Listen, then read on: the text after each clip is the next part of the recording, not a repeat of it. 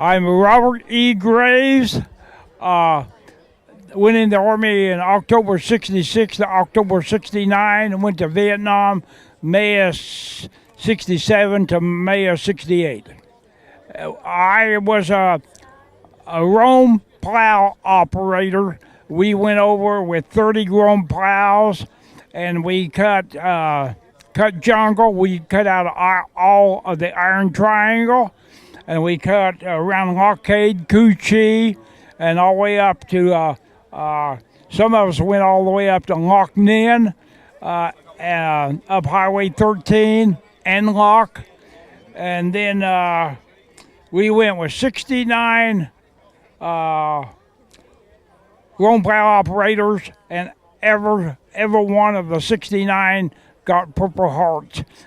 We went from one up to two of them got 7 Purple Hearts.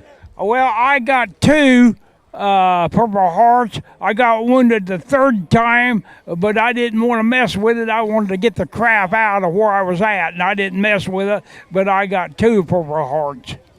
Lets me know that they still care about our veterans, and a lot of people really don't know. The first operation we went on in Vietnam, we went through 28 VC base camp, and then up at Loc Ninh, we got hit hard up there, and I dug holes with a D7 bulldozer and bulldozed the bodies in, and I was around a lot of killing, and it affects me.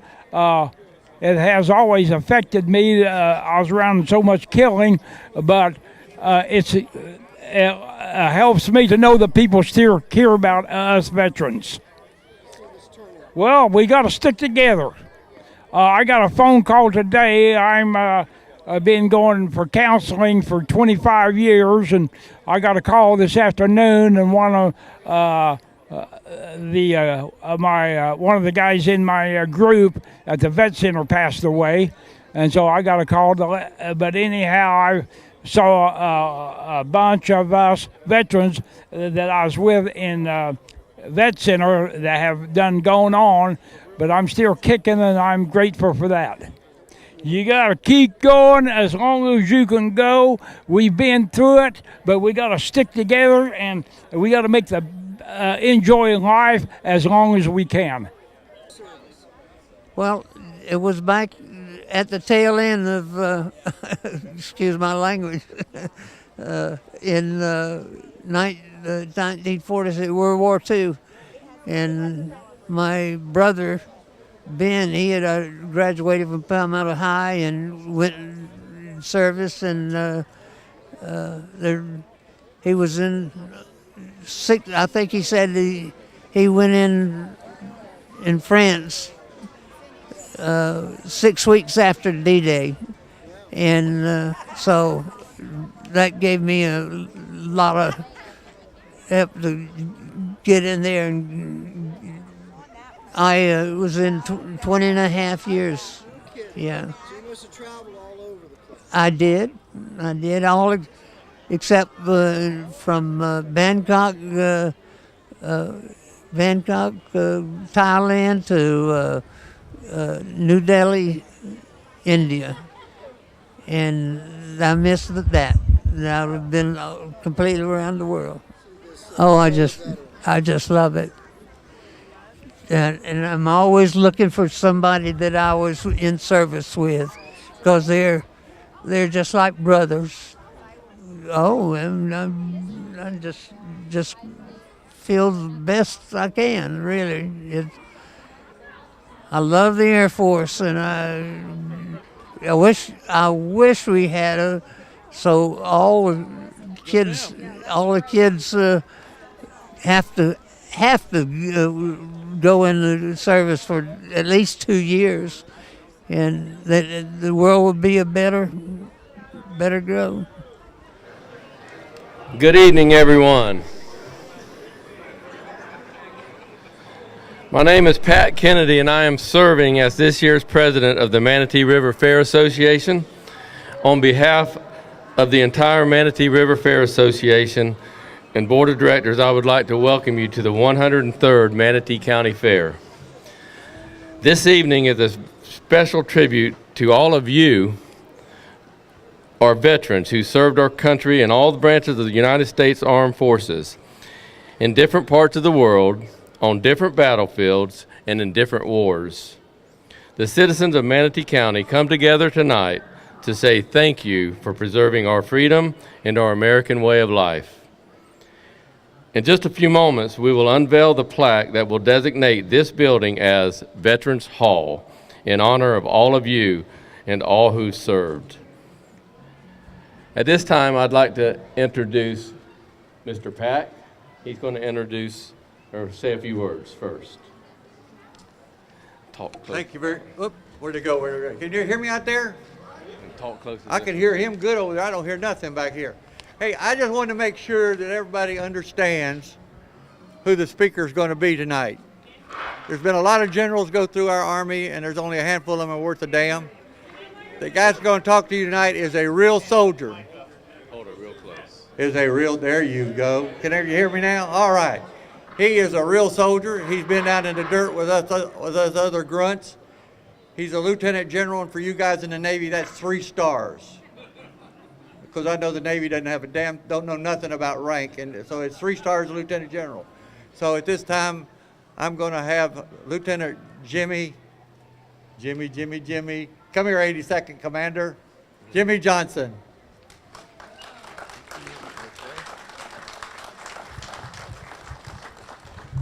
Thank you, Dick.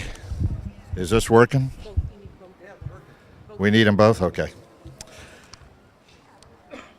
Well, good evening, everybody. It's great to be here with you. By way of background, it is true, I am a veteran of 33 years service with the United States Army. That included 5 combat deployments.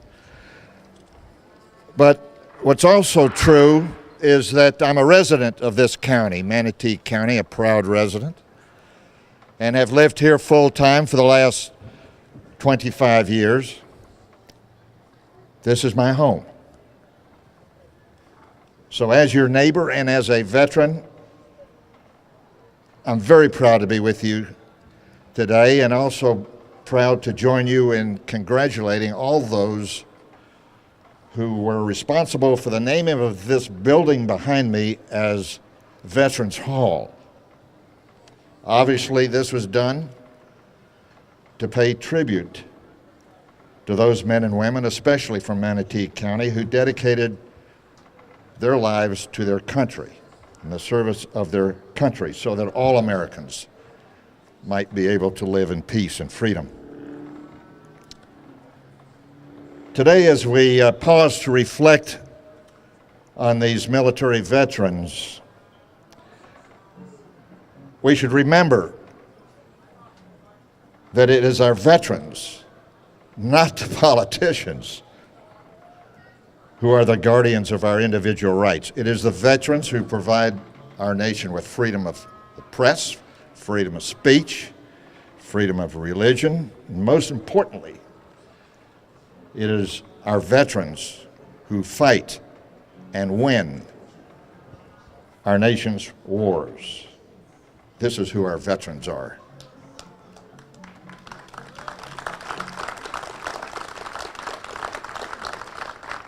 When I entered the military service in 1960, that's almost 60 years ago now, we had a draft army. As a young lieutenant, I was assigned as a rifle platoon leader in an airborne rifle company, Fort Bragg, North Carolina, and interacted every day with officers and non-commissioned officers, crusty old combat veterans from World War II and Korea. Those days, of course, we had a draft army. Most of the junior enlisted soldiers, almost 99% of them were single. They lived in the barracks, as did many of the non-commissioned officers. There were no women of any kind in the Army's warfighting formations at that time. The duty day was long. I can remember going to work at dark, coming home in the dark. And on the weekends, we had Saturday inspections, motor pool, ranks, in the barracks. From my perspective as a young lieutenant, it seemed to me that we were working hard 7 days a week, but not accomplishing a hell of a lot. Some of you may have had that same feeling, I don't know. But today things are different, totally different. We've got a volunteer Army now that has seen many changes over the last 40 years. Changes in our force structure, changes in the warfighting doctrine, changes in how we go about training, of course, modernization of weapons and equipment, and maybe most important, changes in leader development of both officers and non-commissioned officers, so that we now have, I think, a much more professional Army. The one thing that has not changed, however, in all those years, and hopefully will never change, is the character, the courage, the competence, and the commitment of the American fighting man and woman. And this reminds me of one of my favorite poems I'm going to share with you, as written by an anonymous soldier. It goes like this: I was that which others did not want to be. I went where others feared to go and did what others failed to do. I asked nothing of those who gave nothing, and accepted the thought of eternal loneliness should I fail. I have seen the face of terror, felt the stinging cold of fear, but most of all, I have lived times that others would say are best forgotten. At least someday, I will be able to say that I was proud of what I was. I was a soldier. So as an old soldier myself, having the opportunity to interact with some of you before we marched out here today, this evening, I'm truly honored on this occasion to be with you, fellow old soldiers, sailors, airmen, Marines. Maybe there's even a Coast Guard or two out here, I don't know. But I know you're all colleagues who have served all across the globe and represent several generations. And I just want to take this opportunity to personally thank each of you. Thank you for your service and sacrifice, and thank you for your commitment to our nation in peace and in war. As a last word, let it be said that this building behind me that we are dedicating today will serve as a reminder, indeed as an obligation to each of us to rededicate ourselves to the principles and the values to which our veterans lived and sacrificed so much. These values are now embodied in this building behind me. A building that will forever be known as Veterans Hall. Thank you very much. God bless all of you. And to all you veterans out there, I salute you. Thank you. I want you to walk over with me and we'll unveil the red shawl.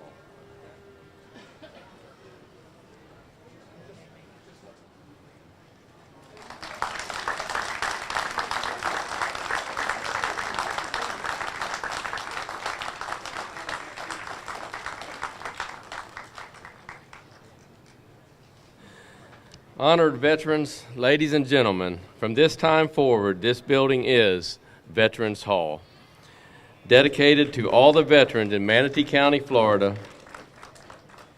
We thank you all for attending. We're going to move on over to the entertainment tent for another brief ceremony, if that's okay. Thank you all so much for attending.